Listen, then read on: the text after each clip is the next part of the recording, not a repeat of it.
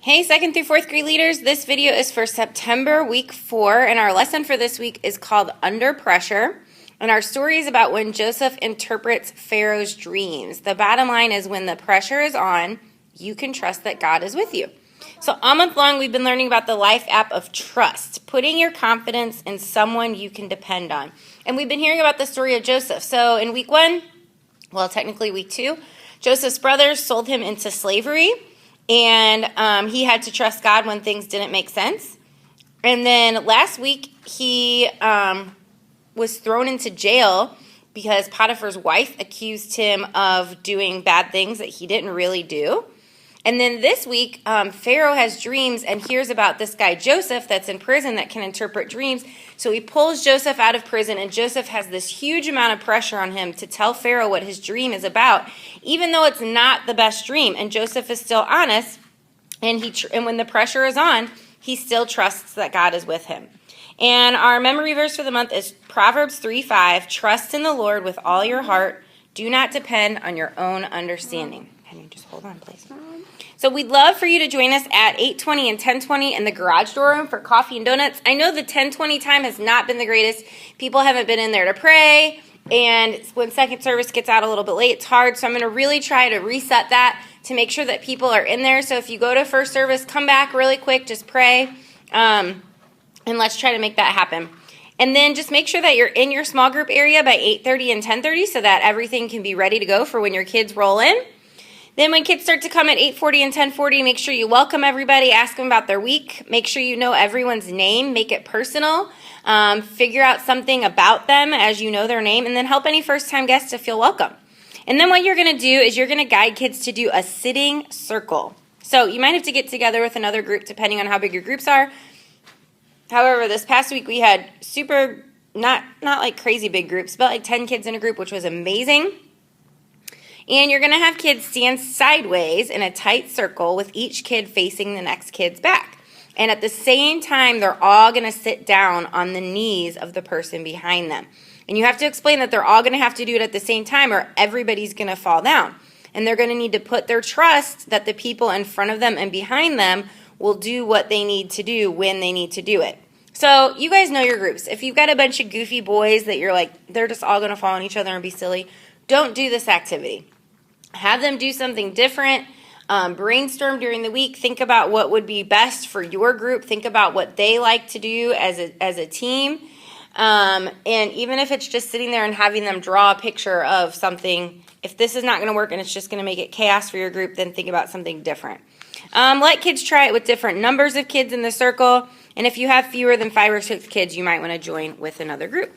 So then when service starts at 9 and 11, what you're going to do is you're going to have a timer on your phone, and you're going to challenge kids to do some pressure stuff. So can you do 10 sit-ups in 25 seconds? Can you write down 8 words that start with a B in 1 minute? Can you do 20 jumping jacks in 30 seconds? Can you draw everyone who stays in your house in 1 minute and make sure to write their names? Can you shake everyone's hand in 45 seconds? And just kind of do those really, really, really, really quick. And then say, whew, guys, the pressure was really on, but you handled it well. Well, we're going to go to large group where we'll hear about someone else who had to deal with some pressure. And then take your kids across to large group. We have a live host this week, but we will be watching the video for our story. When you get back, we're going to do a super, super fun little science experiment activity. So what you're going to do is you're going to have a tray at your area with an unopened soda bottle and a balloon. And inside your balloon, just make sure the kids don't touch this before this time. Inside your balloon, there's going to be some salt. Okay, so what you're going to do is you're going to open the bottle, the soda bottle, and really quickly stretch the mouth of your balloon over the opening, but you want to kind of like have the balloon hanging to the side. Sorry, I don't have it with me yet, so I can't show you. You want to have the balloon dropping over to the side so the salt doesn't go into the soda yet. And then you're going to say, ask kids to observe what happens, so it's not very much. And then you're going to say, okay, guys, the pressure is on, and you're going to lift the balloon up so that the salt drops down in the bottle. And then obviously the balloon is going to fill up with air. So you're going to explain that eventually the balloon would have inflated just from the bubbles in the soda. But you added salt. And the gas in the soda can form bubbles very quickly on the salt crystals. And this creates pressure in the air inside the bottle, and it moves up into the balloon to inflate it. And tell kids that just like the pressure that was on the inside of the bottle, sometimes the pressure is on our lives. And then you're going to divide kids into 3 groups and give each group a scenario card and explain that they're going to come up with a quick charade for that scenario. So give them a couple minutes to come up with a little charade and then present it to everyone and see if people can guess what's going on. So like here's one example. A kid at school is saying mean things to you and the teacher isn't around. You're scared and angry, but a couple of other kids are watching and listening. And there's 2 other scenarios for them to act out. So then you'll just say, so if you've ever had to make a really big catch in a game or give a speech in front of your class or stand up to a bully, then you know what it feels like when the pressure is on. But when the pressure is on, you can still trust that God is with you. He can help you be calm, know what to do, and have the strength to do it. And then if you can, make it personal and tell kids, good job. Tell kids about a time at school or work when the pressure was on you, but you trusted God to get you through it. Then for the memory verse activity, you're going to have a stack of the memory verse cards. These are all those pieces of the memory verse that are cut apart. No, Lola. No. And you're going to have 2 sets for your group, and you're going to place each set. Hey, can you get the stickers off for me? And can you put the stickers on the arc for me? I got her, Mom. Okay. Sorry. You're going to put a set of memory verse phrases in each 2 piles in your small group area. Divide your kids into 2 teams. Have them line up on opposite sides, and then instruct kids to race as a relay to go get the phrases of the memory verse, and then as they bring them back, you're going to put them in order. So they're trying to beat each other, and they're also trying to beat the clock. So the amount of time you give the kids might depend on how many kids are in your group and the size of our area. So if there's time and interest, play several times, time them the first time, and then see if they can beat the clock the second time. And then just say, so guys, the pressure was on in this game. Not only were you trying to beat the other team, but you were also trying to beat the clock. Well, sometimes in life, the pressure is on too. And sometimes it's in more ways than one, like in this game.